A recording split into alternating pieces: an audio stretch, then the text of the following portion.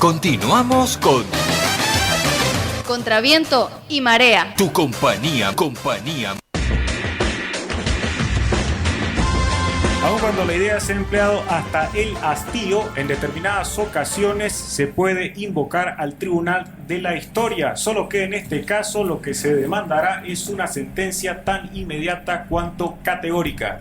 Según Hegel, un filósofo que ha reflexionado al respecto, ese tribunal no es sino el de la razón, y conviene tenerlo en cuenta porque cuando uno analiza lo que ha ocurrido en los últimos años, es imprescindible emplear argumentos racionales y lidiar con una serie de sentimientos, emociones y hasta manifestaciones sensibleras que perturban el análisis de ciertos acontecimientos. Hoy tendremos la fortuna de llevar adelante un juicio al socialismo del siglo XXI a partir del lanzamiento de una obra que, sin lugar a dudas, merece su consideración. Me refiero al lanzamiento del libro El socialismo del siglo XXI tras el boom de los commodities, una obra colectiva que ha sido editada por la Fundación Konrad Adenauer de Alemania y la Corporación de Estudios para el Desarrollo de Ecuador. Con este noble e importante propósito nos acompañan varios de sus coautores. Se encuentran aquí en los estudios de Radio Oriental José Hidalgo Pallares, Felipe Hurtado Pérez, ambos del Ecuador, también Asdrúbal Oliveros de Venezuela y por último Napoleón Pacheco, un conocido a nivel nacional que viene en representación de la noble e importante Fundación Milenio. Comencemos en el lugar donde se trató de concretar este curioso experimento que sin duda ha generado muchos problemas, Venezuela. Y es que si bien hace algunos años Hans Dieterich, quien ha sido el teórico del socialismo del siglo XXI, ya no reconoce que ese país estuviera caminando por esa misma senda, no deja de ser importante tomar en cuenta lo que ocurre en Venezuela, pues se lo tiene como la principal referencia cuando se invoca ese concepto. Venezuela durante los últimos años ha contado con dos presidencias, para plantearlo así, hay muchos más regímenes, la de Hugo Chávez larga, la de Nicolás Maduro también por desgracia larga. Y sus defensores manifiestan que, por ejemplo, para lidiar con problemas sociales tan evidentes e inocultables como salud y educación, nadie lo ha hecho mejor que ellos. Sin embargo, cuando uno revisa el capítulo del libro que se refiere a Venezuela, pues podría encontrarse con una realidad levemente distinta. Asdrúbal Oliveros, gracias ante todo por estar en el programa Contra Viento y Marea. No, gracias a ustedes por la invitación y por la invitación también a compartir las reflexiones del libro aquí en Bolivia. En Venezuela el socialismo del siglo XXI probablemente tenga una significación mayor que en el resto de los países porque tal vez es el padre de la franquicia, ¿no? Hugo Chávez de alguna forma no se conformó con promover este modelo en Venezuela, sino que de alguna forma auspició su desarrollo en el resto de América Latina e incluso hay evidencia de que financió proyectos políticos fuera de Venezuela, ¿no? Con recursos de todos los venezolanos. Sin embargo, en Venezuela en este momento queda en evidencia que el socialismo del siglo XXI fue un completo fracaso, ¿no? Nosotros estamos viviendo la peor crisis de nuestra historia contemporánea. Los indicadores así lo demuestran. Nuestra economía en 3 años ha perdido una cuarta parte de su valor. El PIB per cápita en dólares ha caído más de 50%. La inflación es la más alta del mundo. Probablemente este año cerremos con un indicador por encima del 400%. Ya el año pasado nuestro Banco Central reconoció una inflación de 181%. Los niveles de pobreza medido a través del indicador del ingreso, no pobreza estructural, pero sí pobreza de ingreso, están por sobre el 70%, de modo tal que el socialismo del siglo XXI no fue otra cosa que una franquicia para posicionar un control político y un uso discrecional de cuantiosos recursos, porque hay que decir que el gobierno de Hugo Chávez manejó la mayor bonanza petrolera en nuestra historia. Esa bonanza petrolera que desgraciadamente no se ha logrado traducir en avances efectivos. Se hizo mención, entre otras cosas, a los índices de pobreza, la pobreza por la línea de los ingresos, y se lo ha destacado en el volumen que ya mencioné, en 16 años sería la misma. Si nosotros retrocedemos hace 16 años, encontraríamos el mismo índice de pobreza por la línea de los ingresos, pese a la suma extraordinaria de dinero que ha recibido todo este experimento chavista. Sí, bueno, si lo comparas con respecto al cierre de 2015, sí, estaríamos ubicados prácticamente al nivel de 1999, cuando Hugo Chávez llega al poder, pero si incluyes el año 2016 y las mediciones independientes que se han hecho, el nivel de pobreza estaría en un hito histórico, en un récord histórico, porque incluso superaría al de 1999, ¿no? En la década del 60 hubo un problema en los Países Bajos con la famosa enfermedad holandesa. En resumen, se concentró el Estado en vivir gracias a la exportación solo de los recursos naturales y concretamente se pretendía resolver los problemas enormes, variados y permanentes en muchos casos de la sociedad empleando una sola fuente. Si nosotros analizamos lo que ha ocurrido en Venezuela, también notaremos que se ha concentrado casi todo en lo referente al petróleo. Hay más del 94% de las exportaciones que tienen que ver con el petróleo, lo cual ha sido devastador para el sector privado que presta servicios en otros sectores y que no ha merecido la protección o por lo menos un trato indulgente por parte de los gobernantes.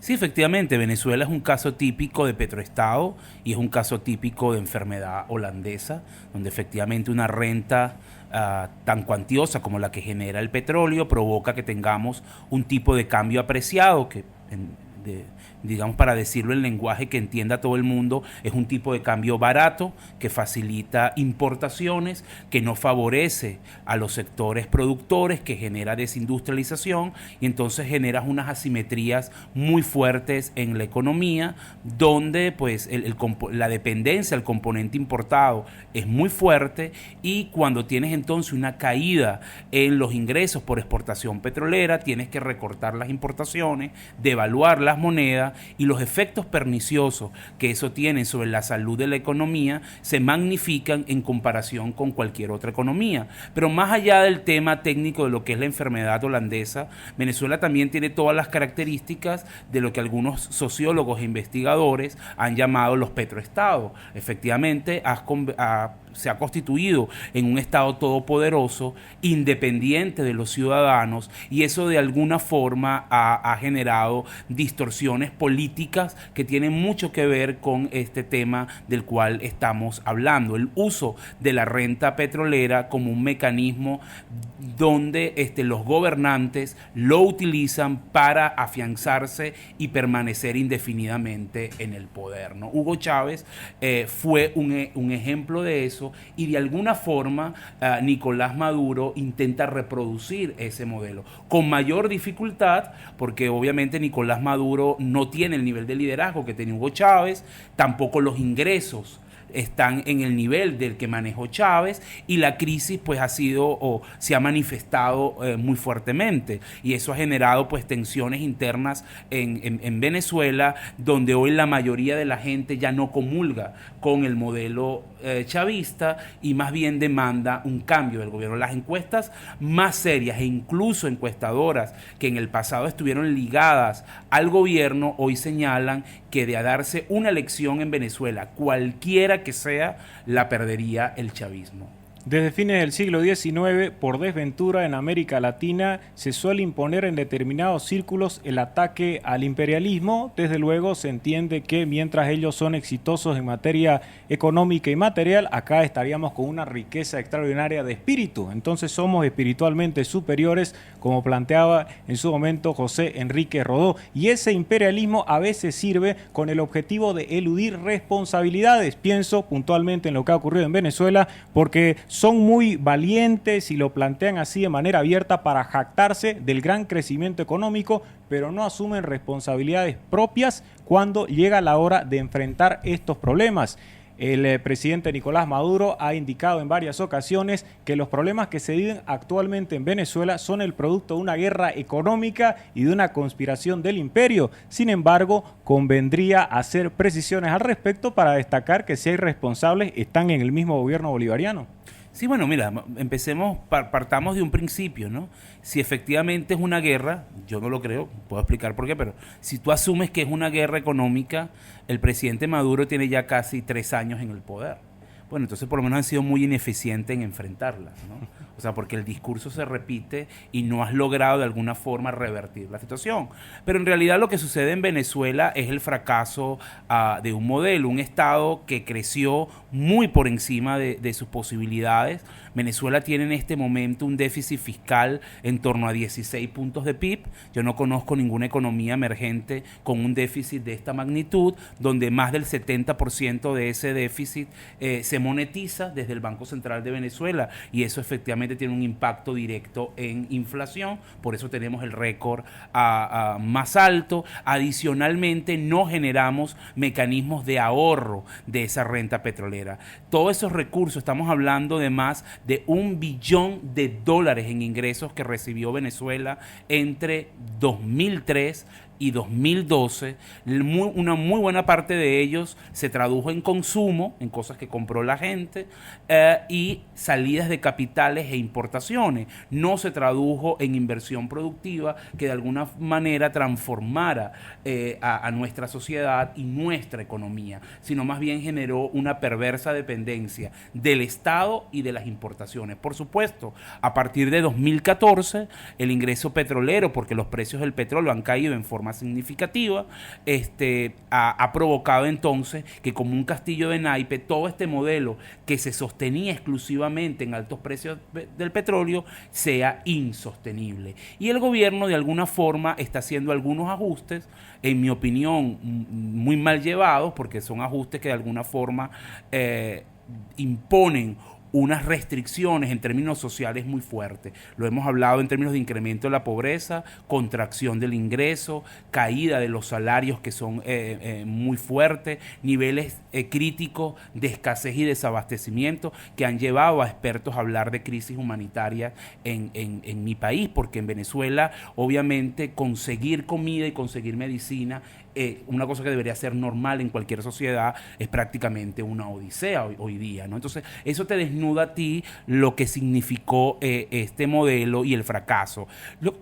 La buena noticia de esto es que al final hoy la gente se ha dado cuenta, los diferentes estudios de opinión te demuestran que, primero, la mayoría de los venezolanos no cree que haya guerra económica. Estamos hablando de niveles por encima del 60% de gente que rechaza esta idea. La gran mayoría de los venezolanos también empieza a ver que el culpable de esto es el modelo que se ha aplicado, y eso de alguna forma pone en una disyuntiva al chavismo en términos de tener que revisarse, cosa a la que todavía se resisten, y cambiar. Y si no cambian, creo que al final la consecuencia que vamos a tener es que en Venezuela se va a dar un cambio político, ¿no? Y tengo la esperanza, o espero no estar pecando de optimista, que eso produzca unos cambios también en nuestra sociedad, de asimilar lo que han sido estos años de despilfarro, y donde obviamente perdimos la oportunidad en términos de lo que fue ese gran boom que nosotros recibimos. Cuando tú ves el PIB per cápita de Venezuela, y esto es muy triste decirlo, estamos en el mismo nivel de los años 50. Es decir, prácticamente en 50 años nuestra economía no cambió ni mejoró sustancialmente en sus ciudadanos, si vemos los dos picos. Y eso efectivamente tiene que cambiar.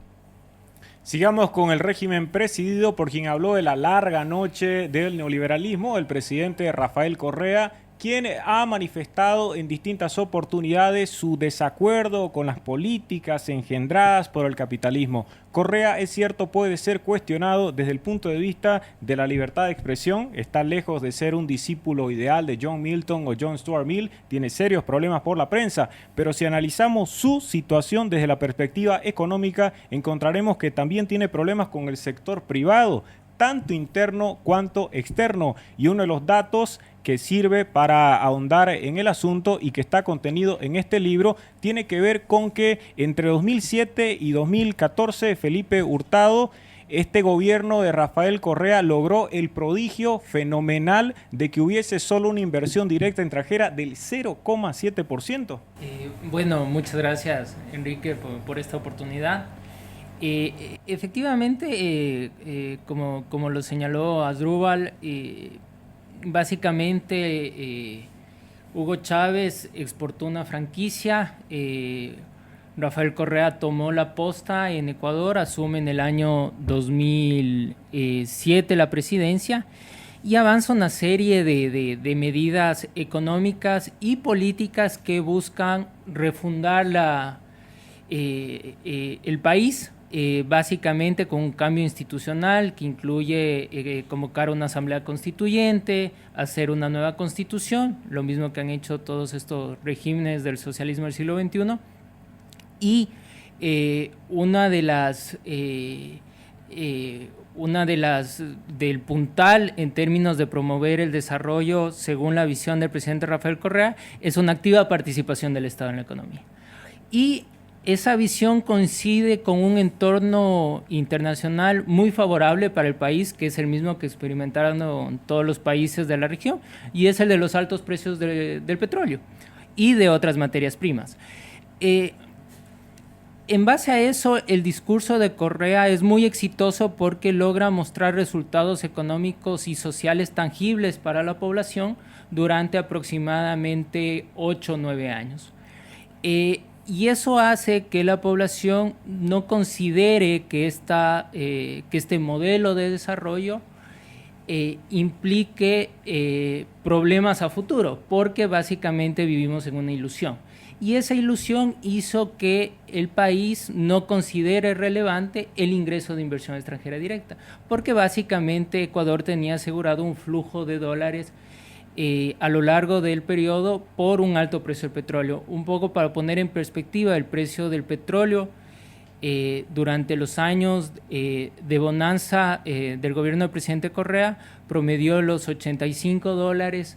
En los años previos a la dolarización de la economía promedió los $20 o incluso menos. Entonces, esa cantidad de recursos tan grande que ingresó al país permitió dinamizar igual las actividades privadas. El peso del Estado en la economía creció de un 20% a un 40%, y las actividades privadas también se beneficiaron obviamente por esa obra en infraestructura que avanzó el gobierno, que la realizaban las empresas privadas, una expansión importante en el número de trabajadores públicos con ingresos buenos, y cual también permitió dinamizar el consumo. Y como digo, ese espejismo hizo que en el país no se valore la importancia de promover estas inversiones, de promover un ambiente en donde las actividades privadas puedan desarrollar sus potencialidades.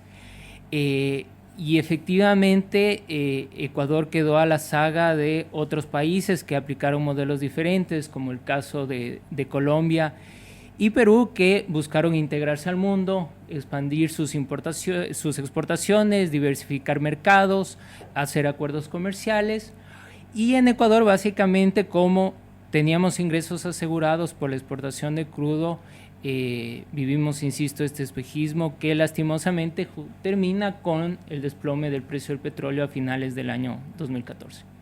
José Hidalgo, normalmente cuando uno escucha aquellas frases que son empleadas en movilizaciones callejeras con el objetivo de atacar al liberalismo económico, se menciona que los gobernantes estarían hipotecando el futuro, ¿no?, cuando llevan adelante privatizaciones o capitalizaciones. Sin embargo, al evaluar lo que ha ocurrido con la presidencia de Correa, entre otros gobernantes que han sido los abanderados del socialismo del siglo XXI, pues se puede advertir que el futuro que espera a quienes lo sucedan en el poder está lejos de ser deseable. Mucho más si consideramos que incluso hay venta de petróleo que ya se hizo con antelación, lo cual implica no solo problemas, hay serios inconvenientes con la transparencia del gobierno ecuatoriano, sino también en lo referente a la carga que debe ser soportada por quienes tengan la valentía o lleven a cabo esa gran proeza de continuar rectificando esas equivocaciones que han sido cometidas durante su gobierno.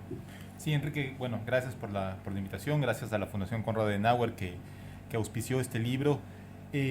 A ver, el tema de Ecuador en lo fiscal es sumamente crítico. El próximo gobierno va a heredar, como tú bien mencionas, no solo una carga de un déficit fiscal que ha sido creciente y maquillado por el gobierno, porque tenemos que hablar que el gobierno, por ejemplo, para el año 2015 reconoció un déficit de 4.000 millones de dólares, sobreestimando ingresos petroleros en cerca de 3.000 millones. Por lo tanto, el déficit, en vez de haber sido 4 puntos del PIB, fue cerca de 7 puntos del PIB.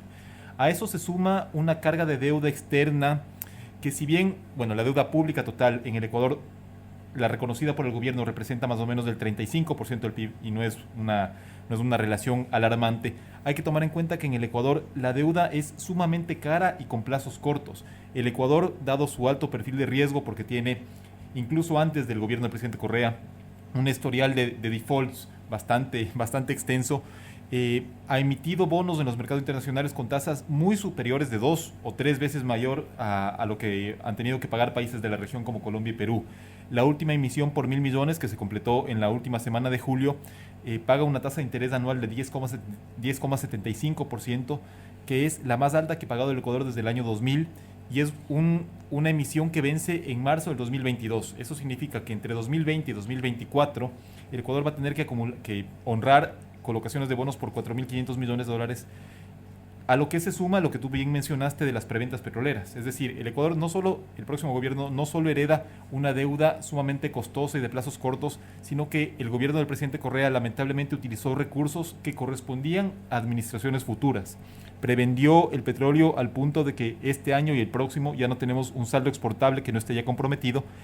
Y en los próximos años, lamentablemente, además de la carga fiscal que implica el peso de la deuda, es también una carga bastante importante para la balanza de pagos del Ecuador, porque hay que recordar a los oyentes bolivianos que el Ecuador es una economía dolarizada. En el Ecuador la moneda que circula es el dólar de los Estados Unidos, y por lo tanto, si tienes un servicio de la deuda que más o menos cada año te representa 3.000 millones de dólares, con exportaciones que están cayendo, o te va a generar una contracción en el nivel de liquidez en la economía, o van a tener que recortar las importaciones más aún de lo que ya ha estado haciendo el gobierno.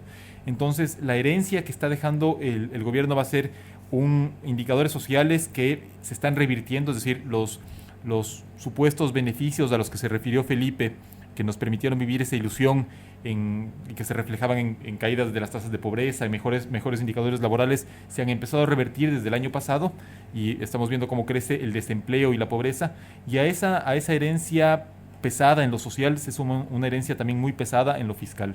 A propósito de las deudas, valdría la pena subrayar el hecho de que por más que se estén levantando banderas rojas, estrelladas y hasta colocando el nombre de Mao por delante, la deuda con China es un asunto de importancia, tiene que ser cubierta, no hay que confiar en que, como se trata de un imperio supuestamente comunista, todo esto será debidamente perdonado o que recibe Ecuador un trato privilegiado. No, en absoluto. De hecho, la deuda con China es muchísimo más costosa que la que el Ecuador podría haber contratado con organismos multilaterales como el Fondo Monetario, con el cual el gobierno obviamente tiene una distancia ideológica que le ha impedido acercarse a ese tipo de organismos. Con China la tasa de interés promedio es del 7%, mientras que con los multilaterales hablamos de una tasa en torno al 2 o al 3%. De hecho, el Ecuador contrató hace poco un crédito por 400, casi 500 millones de dólares a una tasa un poco más elevada, porque fue un crédito de emergencia del 4%, pero sigue siendo la mitad del interés que le estás pagando a China.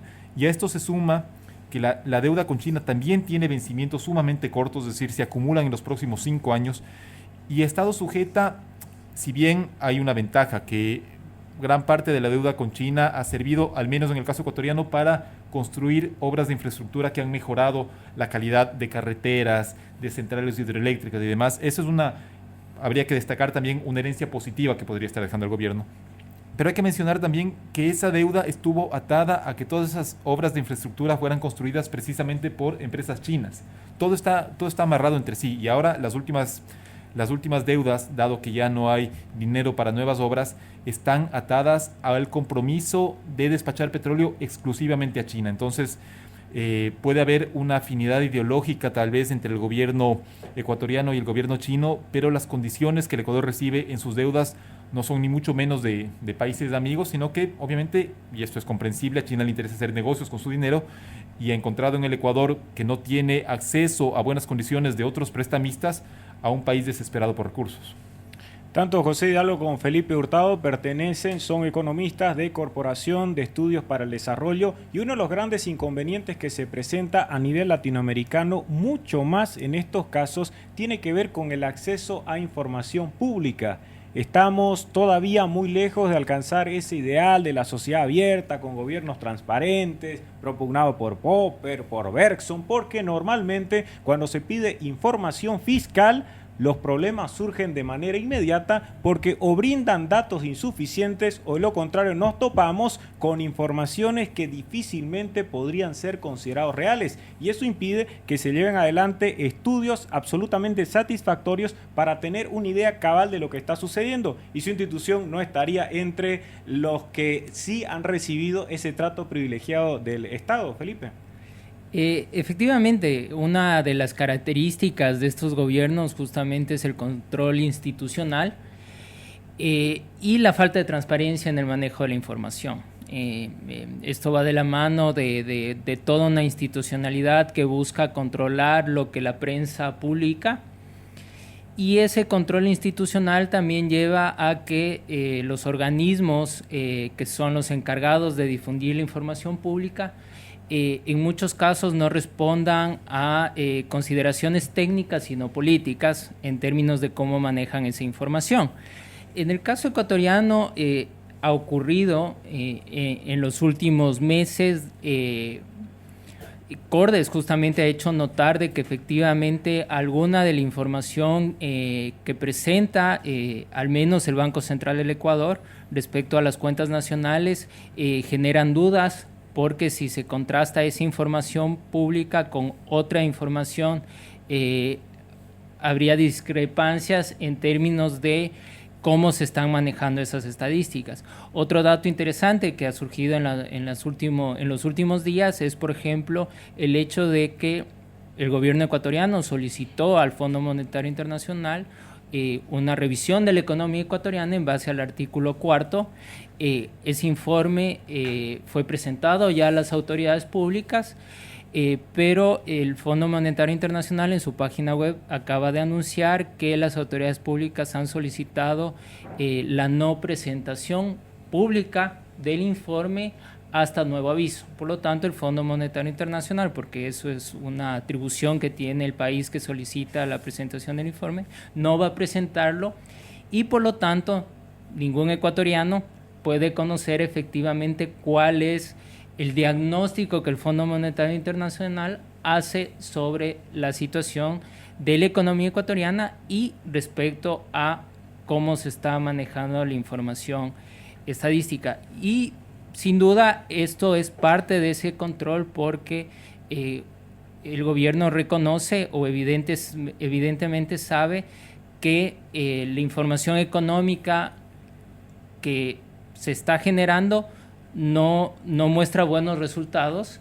Ya se comienzan a ver justamente esos problemas de este modelo económico, y hay que recordar que Ecuador enfrenta un proceso electoral en febrero del año 2017, se elige presidente de la República, y sin duda para el gobierno no es una buena noticia el tener que realizar una campaña electoral presentando malos resultados económicos. Entonces todo va de la mano, ese control institucional y que las instituciones no están trabajando técnicamente, sino políticamente al servicio del proyecto político de la Revolución Ciudadana.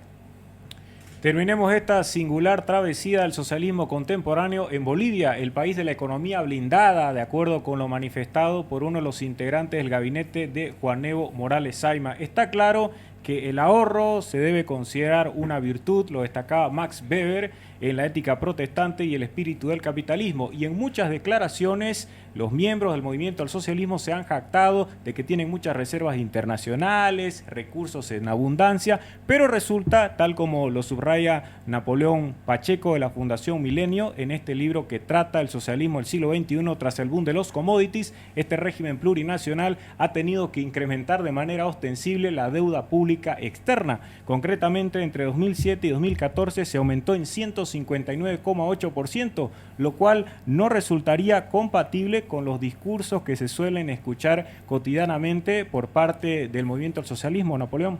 Sí, así es. Muchas gracias. Antes de contestar, quiero decir que cuando escucho las participaciones de los colegas, pienso en Bolivia. Solamente hay diferencias de matices. Casi es una película calcada, ¿no? En el caso boliviano, el gobierno de Don Evo Morales recibió como herencia del periodo anterior, primero, un contrato de venta de gas al Brasil, ligado a los precios internacionales, y una base productiva que fue descubierta en la segunda mitad de los años 70, tanto en gas natural como en minería. Entonces, entre el 2005 y el 2006 comienza el boom de los precios. El gas que se exporta al Brasil se vendía a 0,99 centavos por dólar, 0,99 centavos por millón de BTUs, y llega un momento en que el Brasil llega a pagar hasta 11 dólares por millón de BTUs. Eso disparó las exportaciones que antes llegaban más o menos a 1.500.000 dólares, a cerca de 12.000 millones de dólares. Entonces fue un ciclo exportar de un boom en las exportaciones muy intenso, y claro, paradójicamente el gobierno, pese a disponer de recursos importantes provenientes del auge de las exportaciones, empieza a endeudarse. Y aquí es bueno decir que el gobierno también se benefició de un proceso de renegociación de la deuda externa que venía desde los años 90 y que culmina entre el 2006 y 2007 con la condonación de la deuda externa en más del 50%. Una deuda que estaba por los 5.500 millones de dólares bajó de pronto a 2.200 millones de dólares aproximadamente, lo que bajó el servicio de la deuda. Sin embargo, hoy día la deuda está por encima de los 6.000 millones de dólares, lo que contradice ese ingreso de divisas creciente que tuvo el gobierno, porque no había necesidad de contratar externo.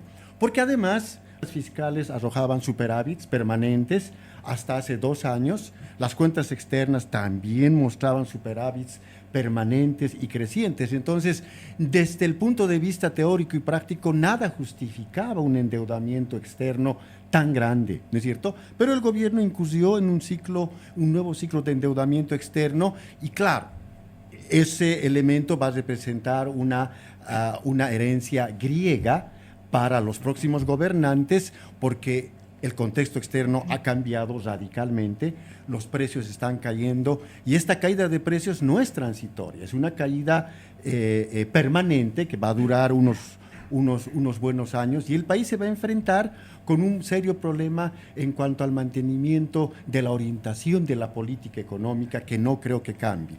Ahora, la crisis externa, como bien estaba señalando tú, está evidenciando que el país no había estado blindado. No había estado blindado. Fue el discurso oficial.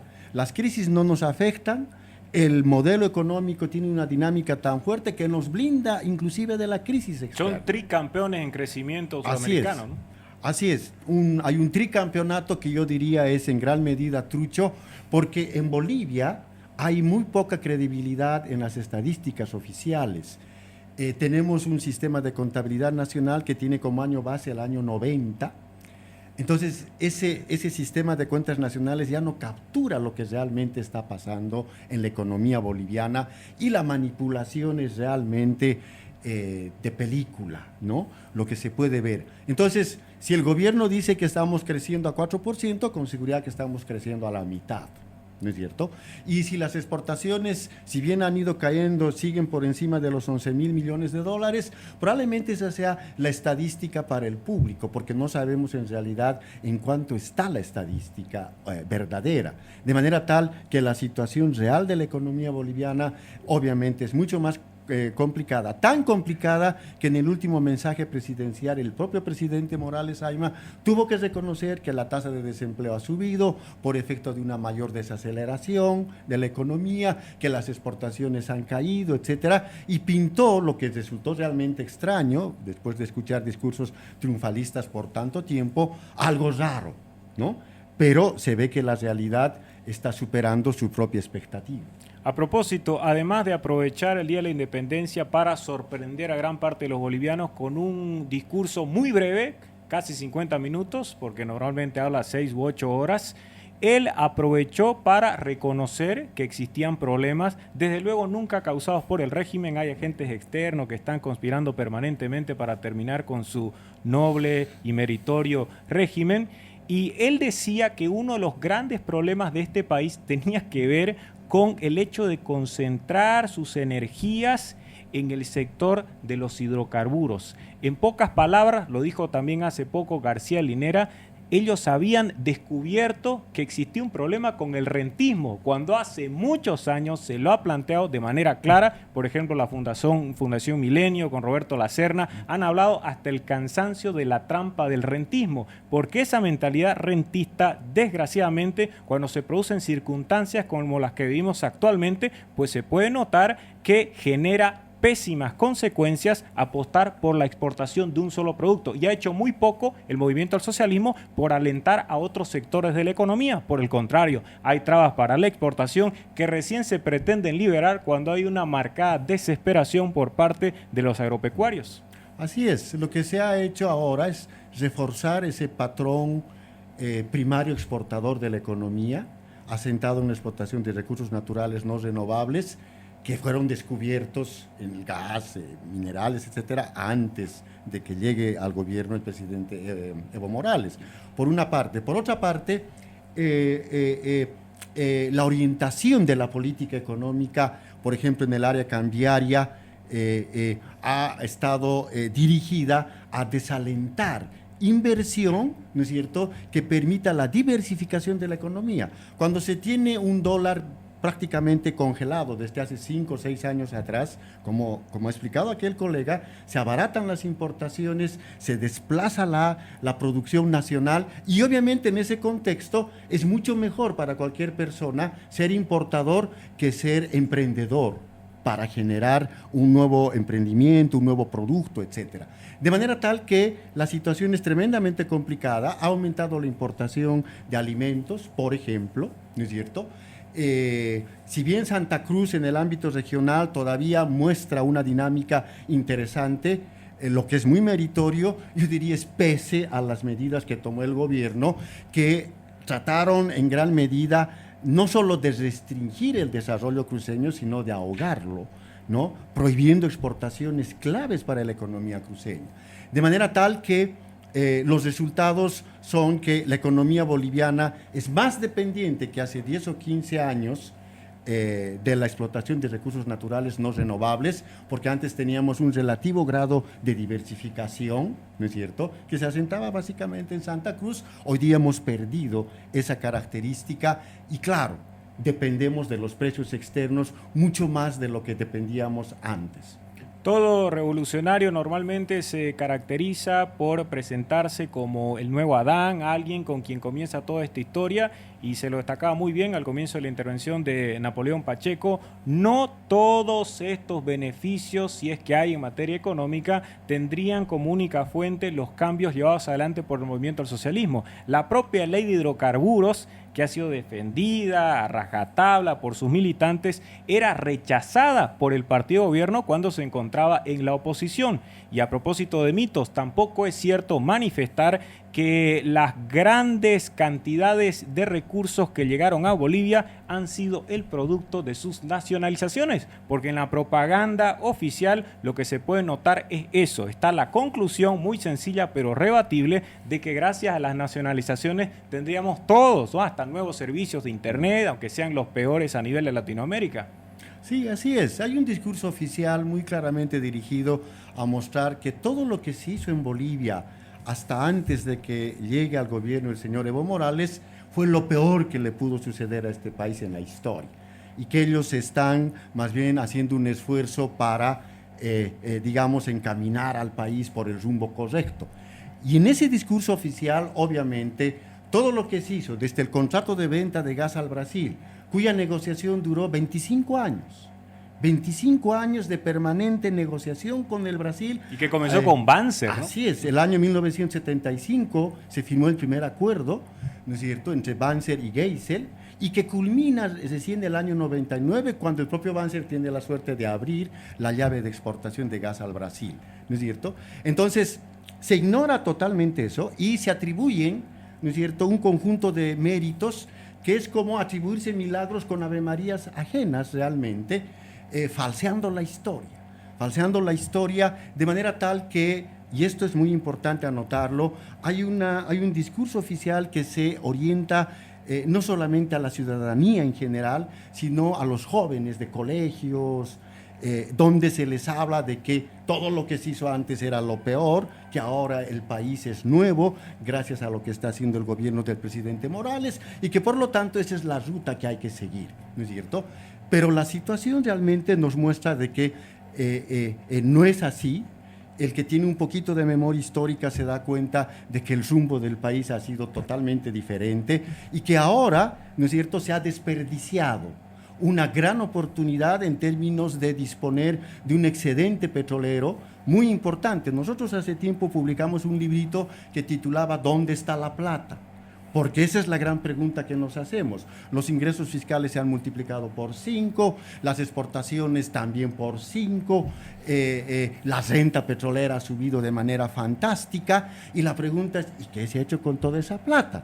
Parte de la respuesta está en que esa plata se ha invertido en, yo no diría elefantes blancos ahora, son elefantes azules, proyectos de industrialización que no caminan porque no tienen una base de estudios de rentabilidad que hayan, digamos, justificado tremendas inversiones, como la planta separadora de líquidos, la planta que se está construyendo para obtener urea a partir del gas natural, que además está situada en el centro de Bolivia, cuando el principal mercado está en el Brasil. Entonces tienen que construir un ferrocarril y hay negociados, etcétera, etcétera. En La Paz necesitamos una carretera, por ejemplo, que una la ciudad con el norte paceño, que es amazónico, ¿no? Una buena carretera, pero nos han puesto teleféricos para gusto de los turistas, ¿no? Y están ampliando esa entonces hay un despilfarro de recursos, ¿no? Por ejemplo, otro proyecto que implica despilfarro es el supuestamente producir azúcar en el ingenio de San Buenaventura, donde no hay caña y nadie quiere. No hay caña porque la tierra cultivarla. no es apta para el cultivo de caña de azúcar. Sin embargo, se han utilizado como nosotros proyectos, recursos de las reservas internacionales para financiar ese tipo de proyectos que prácticamente han mostrado el abuso y el despilfarro en este país y eso significa el haber perdido una oportunidad valiosa que no se va a presentar en mucho tiempo, que nos hubiera permitido generar las condiciones, no para cambiar definitivamente el patrón productivo, pero sí para generar las condiciones iniciales, por lo menos, de una economía más diversificada. Si bien todos los invitados no se caracterizan por tener dones esotéricos, creo que hay algún profeta, sí se pueden lanzar algunas predicciones más o menos aproximadas respecto a lo que puede suceder en todos estos países. También tendríamos que tomar en cuenta lo que ha ocurrido en Argentina. No está presente la persona que trabajó en el análisis de todas las secuelas catastróficas, desde luego, del socialismo del siglo XXI en Argentina. Ya se inicia un cambio, un proceso de saneamiento muy arduo en relación con lo que le ha tocado vivir a Mauricio Macri, pero que nos permite más o menos imaginarnos cuál sería ese escenario posterior al del socialismo del siglo XXI. Y conviene analizarlo así para que se note también cuál sería la mejor ruta que se debería seguir para rectificar el curso de estos acontecimientos y, ante todo, tratar de lidiar con tantos problemas. Asdrúbal Oliveros, imagino que siendo consultado por el nuevo gobernante presta la colaboración y además elaboraría un plan magistral para reestructurar Venezuela, una tarea, entre otras cosas, poco deseable. No creo que alguien en este momento entre los opositores venezolanos esté anhelando ser el presidente que suceda a Nicolás Maduro, fundamentalmente por los gravísimos problemas. ¿Qué se podría hacer en definitiva? Pensemos una vez que se hubiese producido el fenómeno de la sustitución de Nicolás Maduro y no por el vicepresidente. Bueno, primero te diría que hay muchos que están anhelando ser el sustituto de Nicolás Maduro, ¿no?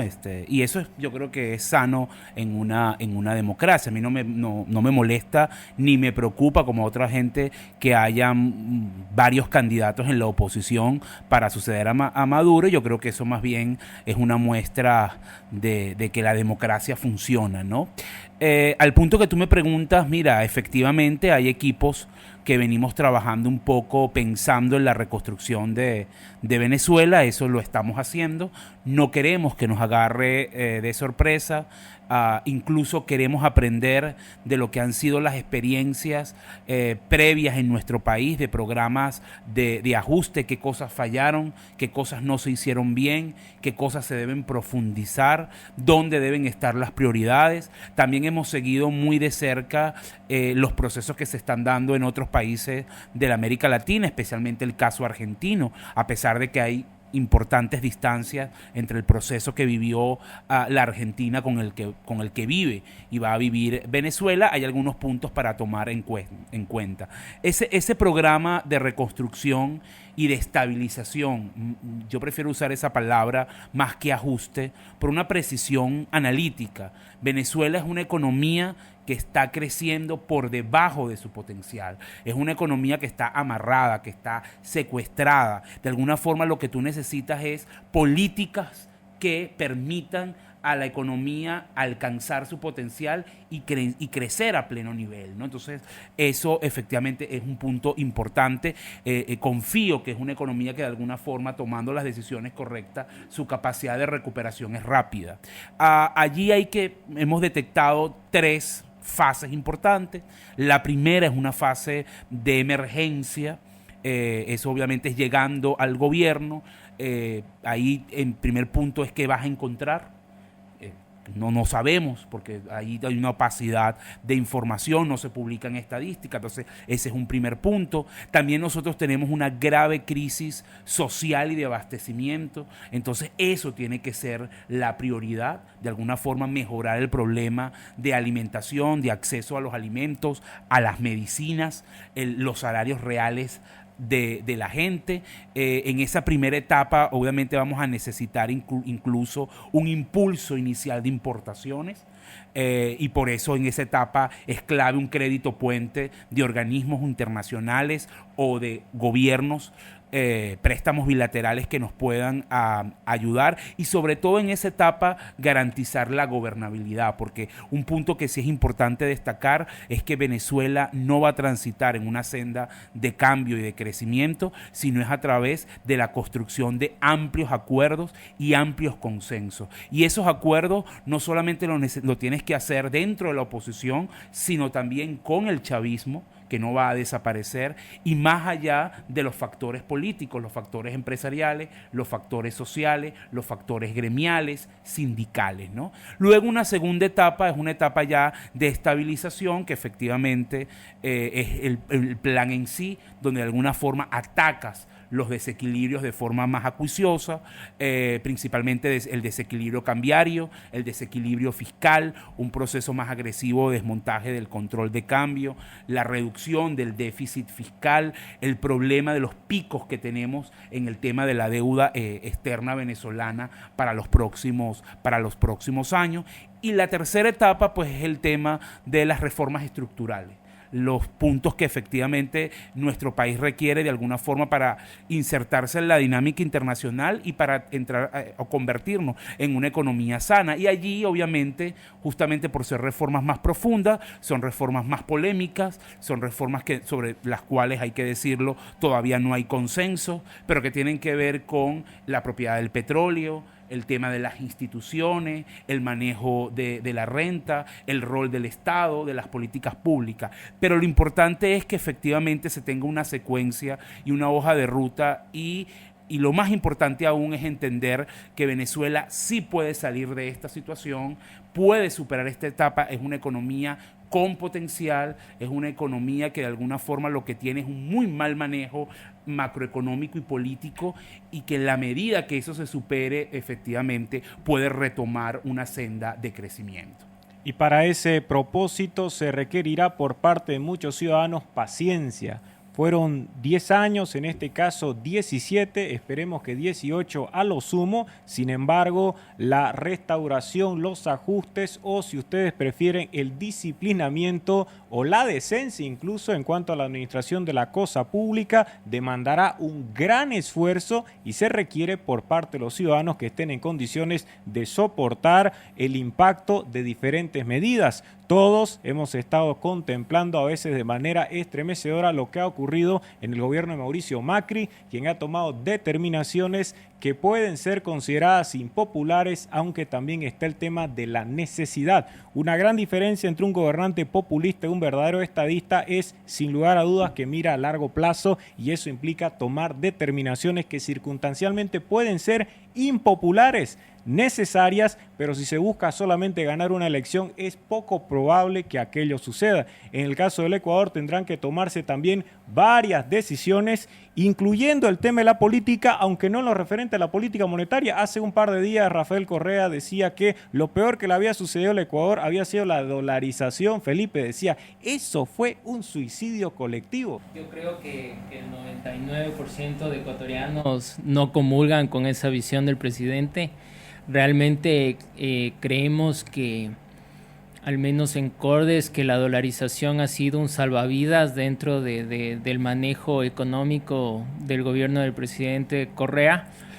Básicamente Ecuador se enfrenta en realidad a un escenario muy complejo de ajuste, efectivamente, como lo tiene que hacer Venezuela, pero en el caso ecuatoriano es interesante que la dolarización, Ecuador enfrenta un escenario más que de una situación de crisis y una situación caótica como la que está viviendo Venezuela, más bien una crisis en cámara lenta similar a la que vive Grecia y vivió España, porque con esos países hay una similitud, y es el hecho de que son países que en los años de bonanza tuvieron, podríamos decir, una relajación en su política fiscal, acumularon un déficit fiscal que fue creciendo, llega un shock externo, en el caso de Europa, la crisis financiera del año 2008-2009, en el caso de Ecuador, el shock por la caída del precio del petróleo, y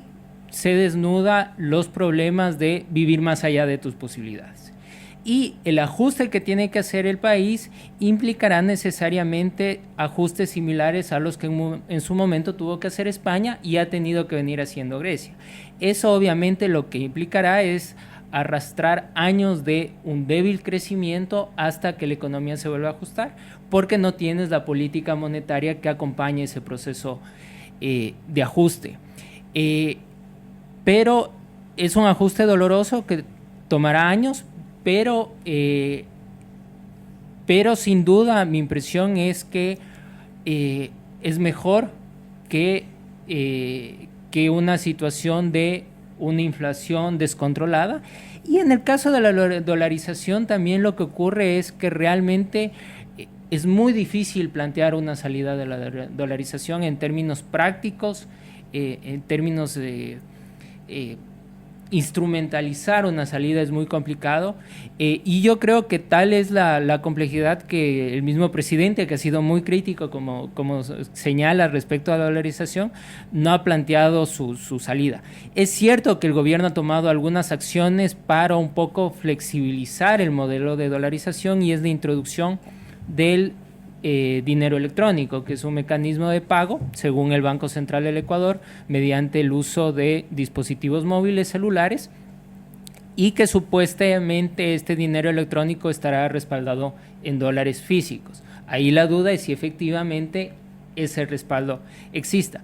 Pero tal es el nivel de incredulidad de las personas respecto a algunas decisiones del gobierno y el hecho de que apoya mayoritariamente la dolarización, que este mecanismo de dinero virtual ha sido en realidad poco exitoso, a pesar de que el gobierno ha establecido una serie de estímulos tributarios para promover su uso, que apenas en el país existe 1,5 millones de dólares circulando en dinero electrónico, frente a una economía que tiene una liquidez de aproximadamente 40,000 millones de dólares. Entonces yo creo que la dolarización, si bien tiene sus problemas, porque Ecuador es un país hoy extremadamente caro, porque no solo tienes el problema de la caída del precio del petróleo, sino de la apreciación del dólar, tiene un escenario de relativa estabilidad, lo cual creo que puede ayudar sin duda a un nuevo gobierno para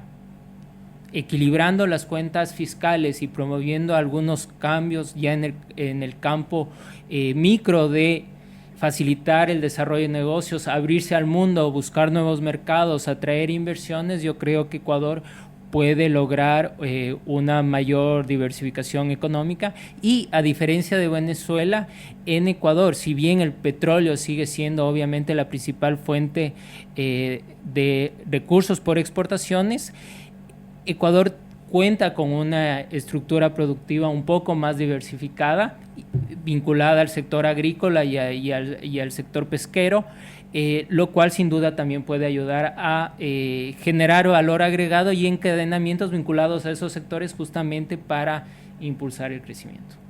Lamentablemente, debido a discursos que suelen ser altisonantes pero también cautivadores, muchas personas tienen la creencia de que cualquier tipo de política social o los programas de transferencias condicionadas, bonos, misiones, son conquistas que nadie debería tener la osadía de quitar o moderar. Esto genera luego serios inconvenientes. Se lo está viendo en Argentina, José Hidalgo, que es de Ecuador pero vivió en Argentina, y que sirve también la situación que se está experimentando en ese país, porque entra en pugna esta necesidad de disminuir los gastos públicos excesivos y en muchos casos innecesarios, con aquellas creencias colectivas que conciben de otro punto de vista, con esa visión paternalista que tantos problemas ha causado en diferentes países de Latinoamérica. Los programas sociales, ¿hasta qué punto entonces resultan sostenibles? O si desde el punto de vista político se podría justificar su vigencia, aunque esto implique desde la perspectiva económica una gestión para nada deseable.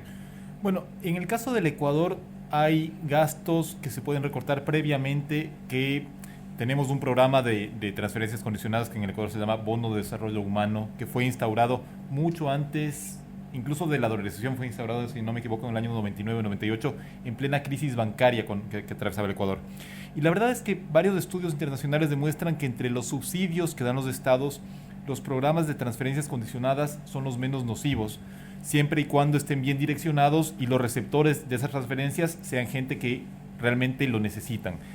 De hecho, en Argentina, el gobierno de Mauricio Macri no ha desmontado la transferencia universal por hijo, y de hecho creó una nueva para los jubilados, una transferencia universal para jubilados. En el caso del Ecuador, el problema es que el gobierno, si bien incrementó el monto del bono de desarrollo humano, incrementó en mucha mayor medida otro tipo de gasto público que sí es desmontable, que es además absolutamente prescindible.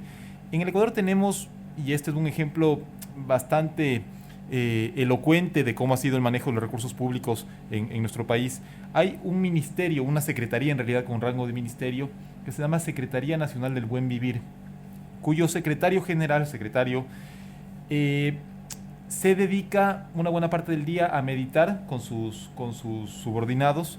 Otra parte del día se dedica a grabar videos en los cuales se muestra abrazando árboles, hablando bien del agua, paseando en bicicleta en Francia. Y es una secretaría que tiene un presupuesto anual en torno a $1 millón, que no es representativo en el presupuesto general del Estado, pero muestra el manejo de los recursos públicos. Podemos hablar de elefantes blancos. Tenemos un proyecto de refinería del Pacífico que se iba a construir con el apoyo de Venezuela, en la cual se han gastado $1.200 millones únicamente en aplanar el terreno donde se va a construir esa refinería, que supuestamente va a costar $13.000 millones más. Seguramente era muy irregular, ¿no? Debe haber sido.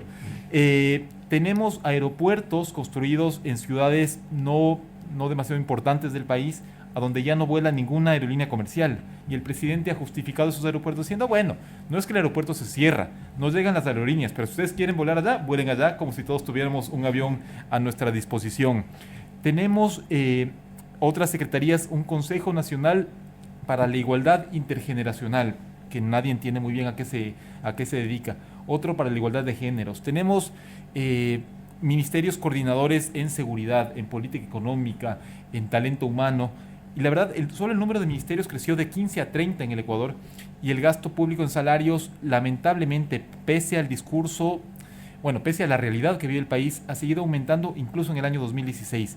Entonces, yo sí creo que el Ecuador tiene un margen amplio para para recortar el gasto fiscal. Esto obviamente no te garantiza o no te genera de por sí una recuperación económica, porque eso tiene que ir acompañado de un incentivo para que el sector privado recupere su papel de motor económico, que lo perdió escandalosamente con el gobierno de Rafael Correa.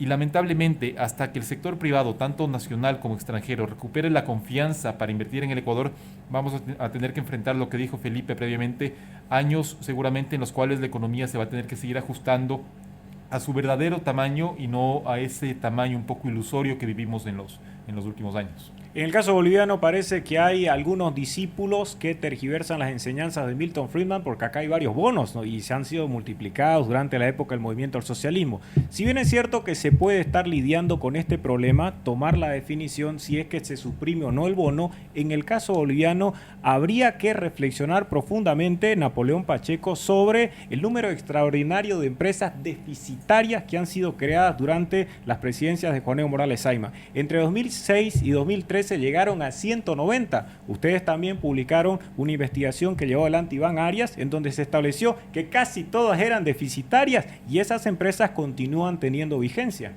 Sí, así es parte del despilfarro de recursos, la creación de nuevas empresas públicas o la ampliación de empresas que ya estaban trabajando, ¿no es cierto?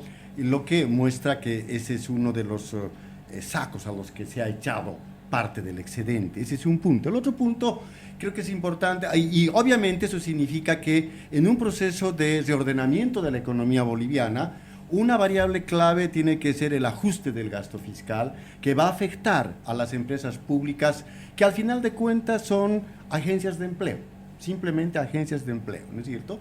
Otro elemento clave tiene que ver con la política cambiaria, donde hay que ver cómo se libera el tipo de cambio, y porque es insostenible mantenerlo congelado. Eso genera efectos perversos en la economía. Pero volviendo a las empresas públicas, se han creado tantas empresas públicas que hay empresas, por ejemplo, que tienen directorio, presidente, gerente, secretarios, mensajeros, etcétera, y no producen nada.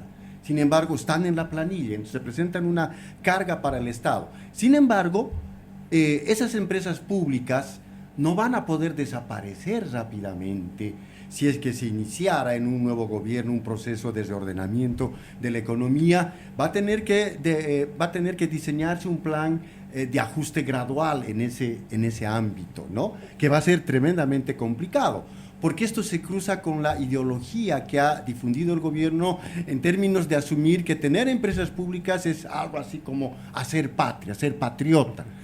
Liquidas empresas públicas y estás vendiendo la patria. Es más o menos la idea que han ido transmitiendo. Quiero volver al tema de los bonos. Esto es importante porque probablemente sea un elemento que se puede rescatar de lo que ha hecho Juan Evo Morales Saima. ¿Desde qué perspectiva? Desde la perspectiva de que, como Roberto Lacerna lo ha planteado, es muy preferible probablemente darle a una madre 200 bolivianos al mes, digamos, para que con ese dinero la madre pueda comprar leche para el hijo, hacerle vacunar, etcétera, que juntar todo el dinero que cuesta el bono, por ejemplo, Juana Zurduy de Padilla, ¿no es cierto? Y para que el destino de esos recursos lo decida un burócrata que está en la ciudad de La Paz, que decida construir un puente en el Beni. O mejorar su casa, ¿no? Así es, o mejorar su casa, porque nadie tiene control sobre esos recursos, de manera tal que esa es una gran disyuntiva, ¿no es cierto? Probablemente hay que ajustar el nivel de los bonos a las capacidades de generación de ingresos por parte del Estado, ¿no es cierto? Pero tampoco se va a poder suprimir, y ahí queda siempre la disyuntiva. ¿Qué es mejor? ¿Que un burócrata decida o que darle a la mamá o al niño, etcétera, etcétera, con lo que se puede cumplir algo por lo menos de las necesidades básicas?